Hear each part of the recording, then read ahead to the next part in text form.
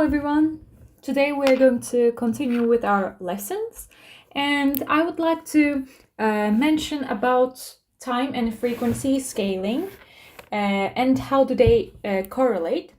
So first of all, let me show you if the time signal gets wider, then the frequency domain signal will get narrower. What I mean is, let me show it here. For example, we have a time domain signal like this, and then we have another time domain signal like this, and then okay, it's enough this much. And then if we do the Fourier transform, if we show the Fourier transform of these two, the Fourier transform of this one, let's say it is like this. For example, here we have,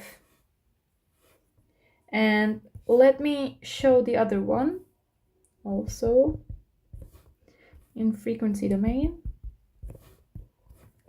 And this one, since it got it widened, the frequency domain would get narrower. It has an inverse correlation. So higher bandwidth signal is needed if you are trying to switch the time component on and off faster. Here we have the switch which is turned on and off faster than this one, so we would have a higher bandwidth signal. That's why it is wider here. Okay, so if you compress in one domain, you expand in the other domain. That's the in other words, we can say it like this. Let me repeat. If you compress in one domain, you need to expand in the other domain, as it can be seen in this example. Now let's look at duality. What is duality and how we can use it in Fourier transform? Let me illustrate all this in an example.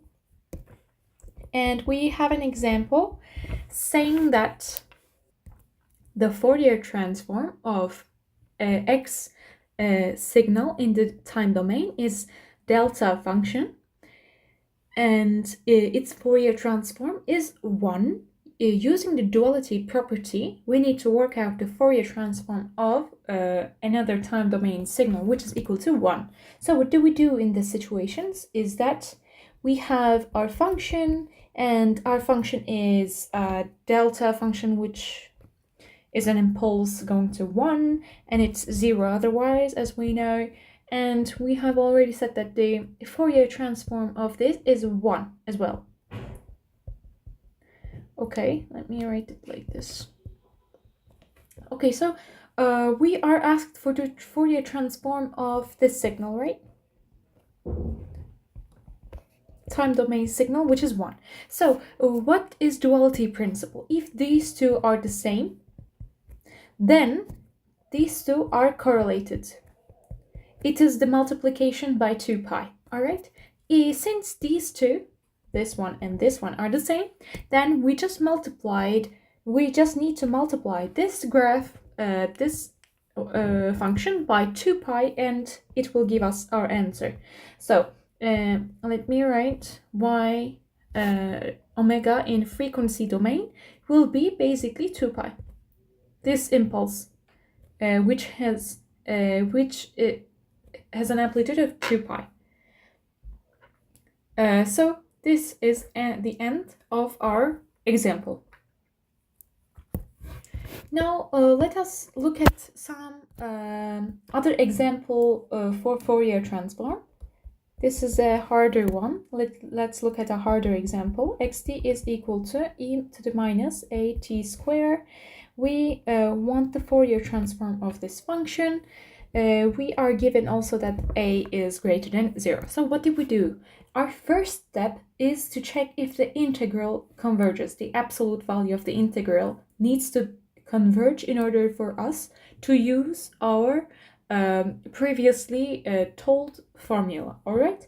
So the first thing that we are doing is checking if our signal is converging. Okay, so what do we do here? We can just see that when we increase t, it's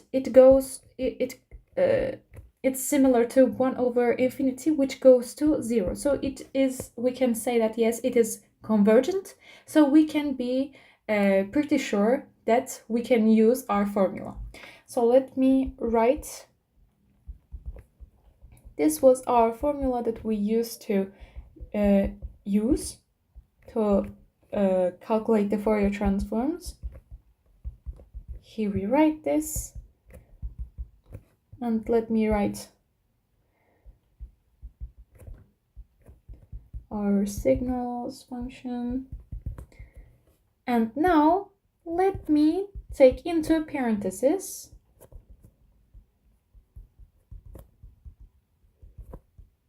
like this. So how are we going to solve this? Now let me remind you of some integral that we can make it similar in order to solve it. So if it were 1 over pi square root of pi integral from minus infinity to infinity e to the minus t squared dt equals to 1. If it were this one, we know. So if it were similar to this, we can solve it.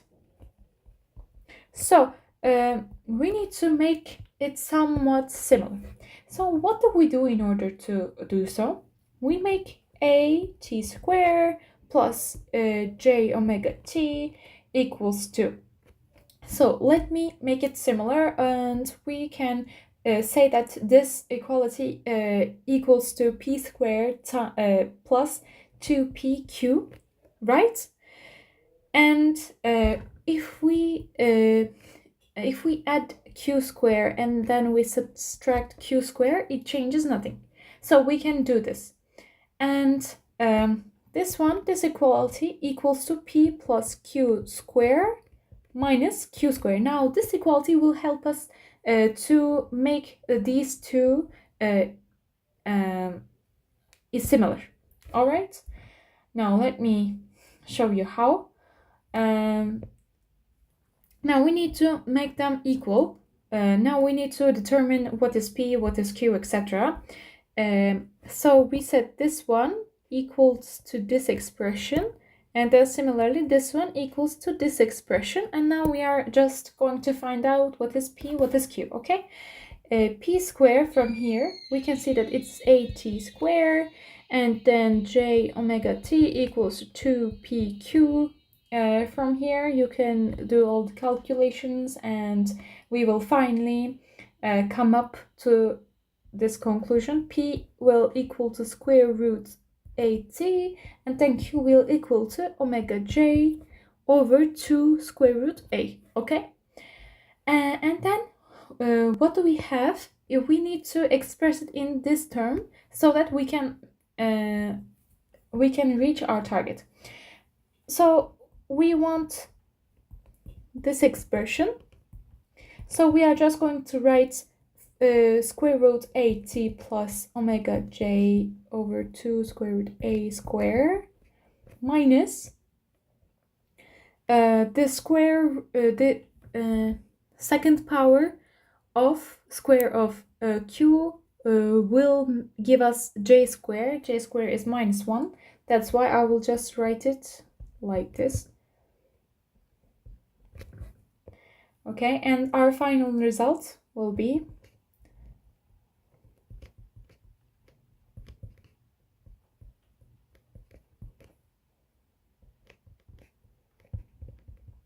like this. So let me write let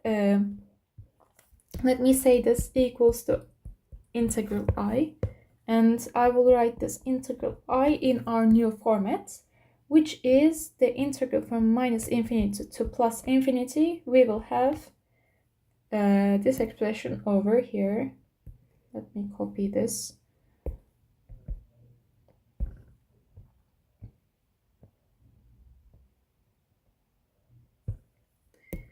Here we are. But we had also the minus sign. Let me just put it here. And then the t. So we can see that since these are subtracted, we can just separate these two, and we can write it like this. And since our dummy variable is t here, since our dependent value is t here and there's no t, this is a constant, right? Now we have a huge chunk of material over here, so we need to use another method in order for us to be able to compute this value. So let's just replace it with u. We are going to replace it with u. And then what do? We need to take care of this value over here. Since we are replacing it with u, we are just going to make this replacement equals to u, and then take the derivative of both sides. We would have the with respect back to t. This is constant, so it goes to 0, and the coefficient of t is square root a, so we have just square root a here, and then the other part we have du over dt. So instead of t, we will just write dt equals du over square root of a. All right. So I will replace all the things that I have done. Let me write integral a equals to, from minus infinity to plus infinity, we have e to the power of minus u square into the power of minus omega over 4a times du over the square root a. As we can see here, this is a constant, this is a constant. Let's replace them outside of the integral, and we'll just have this expression.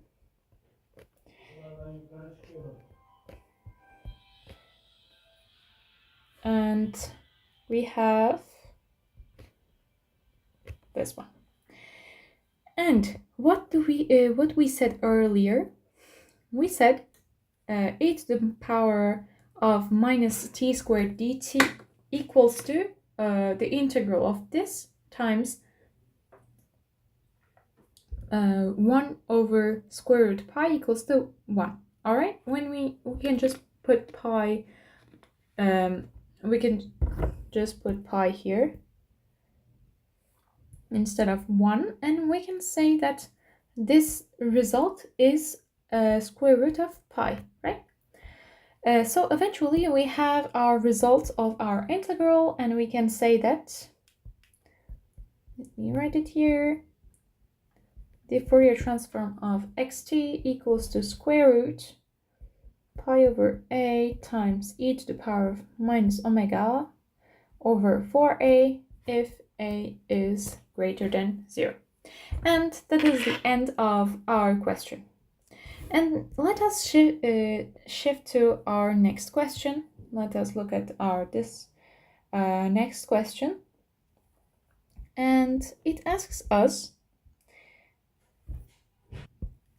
if the Fourier transform of xt is x omega, what is the Fourier transform of yt, which is equal to x2t minus 3? What is the Fourier transform of this? And how do we do this? We will use the properties of Fourier transform, which we have seen, such as time shifting, time scaling, etc. So let me show you.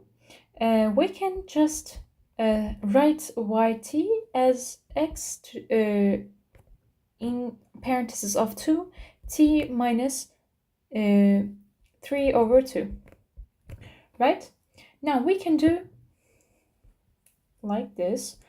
We have our signal, and then our first step is doing time scaling, and then we have eventually x2t, and then instead of t we will write t minus 3 over 2, in other words 1.5, and this is just time shifting, right? Time shifting.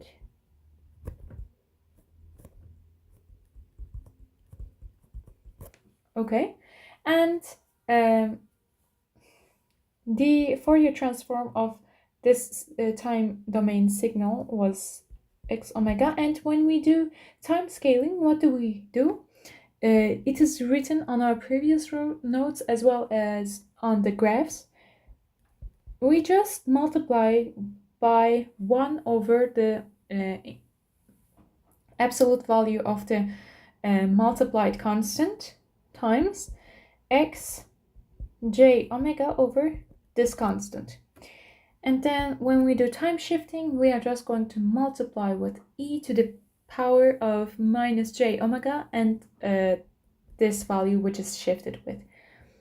And let me write it. This is our final result. And here we came to end of our lesson. Now let me remind you these properties if it was hard to follow here. Reminder, let's say. If we do time shifting, now here we have our signal and here we have our Fourier transform. If we do time shifting by x t minus t0, then our Fourier transform will be e to the power of minus j omega t0 and times the previously found Fourier transform. Okay, time and frequency scaling. Let me show that too. Time and frequency scaling. And its formula is given as such. It was just a reminder in order for us to compute this example clearly. Okay, let's move on to the next question, which asks us to compute the Fourier transform of this time domain signal, which is 1 over a plus jt. It asks us, so it is the Fourier transform. Now, I want to remind you something. Previously, in our previous videos, we have already computed the Fourier transform of an exponential, which is e to the power of negative at times ut, which is representing the unit step function, and it was a similar, in fact, the same expression. So let me just illustrate it like this. E to the power of minus at times ut, and its Fourier transform was this one. And now we are asked the Fourier transform of this. However, how we can do this without using the formula? We can just use the duality principle, right? And how do we do that?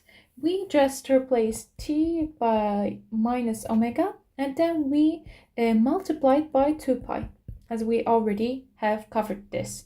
So doing that, we do minus a, and then we write minus omega instead of t.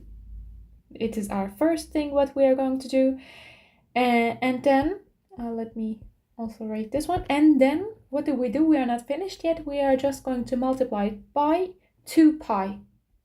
And then now we are done. We have calculated the Fourier transform also of this expression. Now let us move on to the next example. And the question tells us to find the Fourier transform of the graph given. So this is the graph given, and we are asked for the to find the Fourier transform of this signal, time domain signal. All right, how do we do that? First of all, we need to calculate the derivative of this function. All right, now let me show you the derivative. D over dt xt, and then we have t. So what is this? Here we have the slope, which is equal to 0. And then here we do, if this is minus infinity, right? The slope is minus infinity. And the amplitude, we need to compute it, and it is 4 here, 8 here, and we have a total amplitude of minus 12. So we will have a impulse which has a magnitude of minus 12 at the point 2.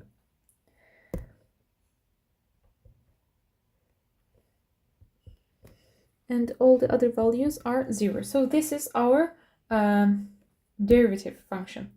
So let me remind you of our property, Fourier transform property, and we have Fourier transform of this one is like this.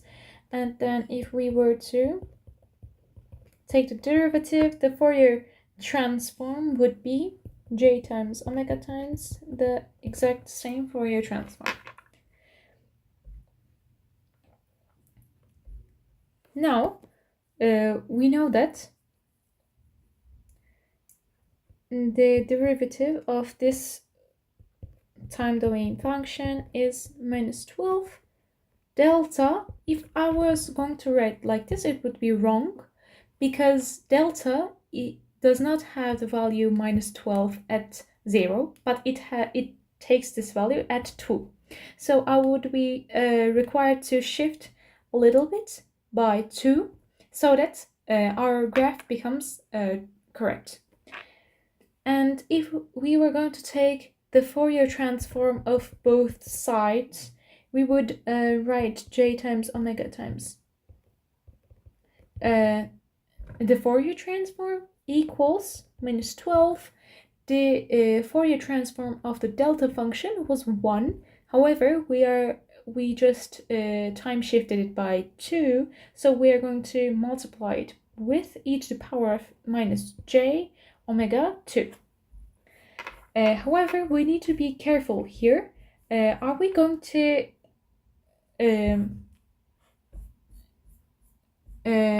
make sure that we have completed all the steps?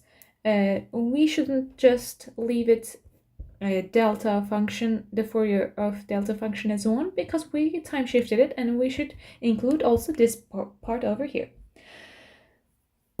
Now, I'd like to mention about a point which is very important. Now, when we take the derivative, some of the constant of a derivative is 0. So we cannot, the DC value becomes 0, but we need to calculate it.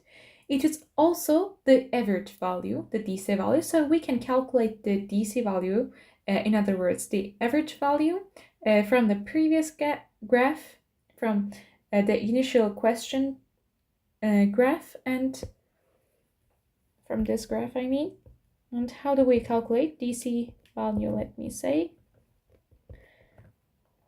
It is the average of these two portions, which is 4 plus minus 8 over 2 equals minus 2. Now let me calculate the Fourier transform of this value over here. Now we can just use our previous knowledge, and the Fourier transform of constant was the constant itself times 2 pi times delta function in frequency domain. So its Fourier transform is basically minus 4 pi delta omega. Therefore, we will have our final answer as this value over here plus this value over here. Let me write these two. And this is our final answer. Now let us look at another example. But before skipping to the next example, let me show you the reason why the Fourier transform of a constant is when we are calculating the Fourier transform of the constant, we are using this formula. Let me show you why. Now let us assume that our time domain signal is a0, which is a constant, and now we were asked to find the Fourier transform of this. Now the first condition that we will apply is to see if it is absolutely integrable. So integral minus infinity to infinity, the absolute value of this function needs to be smaller than infinity. However, is that the case? 0 dt equals, we can put a0 out of the integral as it's a constant. And now we have a hidden 1 here, so we just have t coming out. And this value is basically infinity. It's not we couldn't calculate it. It's basically infinity and not absolutely integrable signal. Therefore, we can't use the Fourier transform formula. Not absolutely integrable.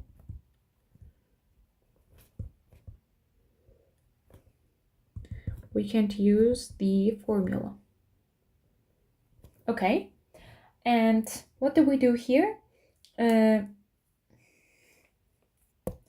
We just assume that the Fourier transform of this signal is a0 times delta omega. The Fourier transform of the signal, which was a0, right, at the beginning.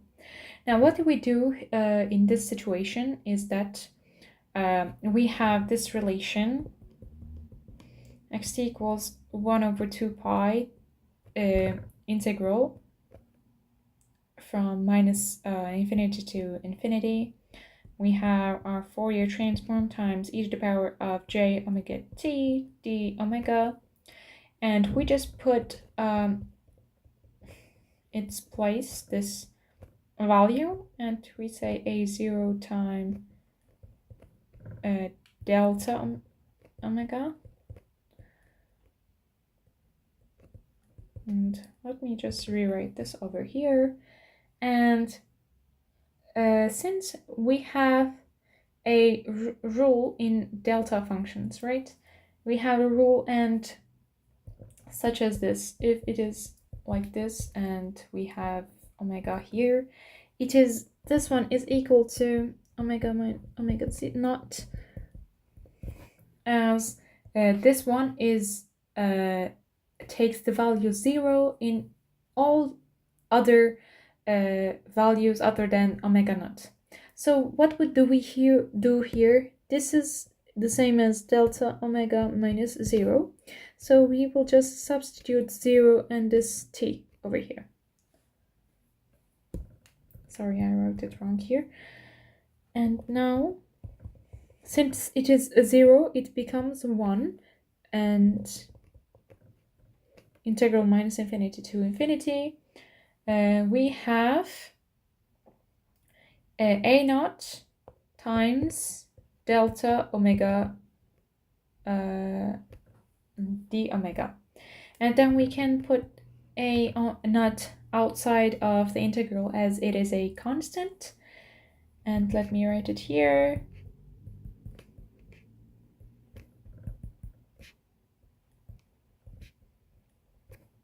And here, this value over here is just 1, as we already know.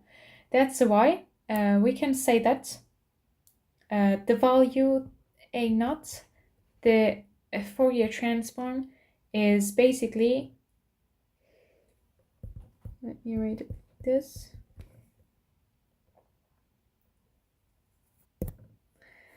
The signal, which is like this, signal, the Fourier transform is this one.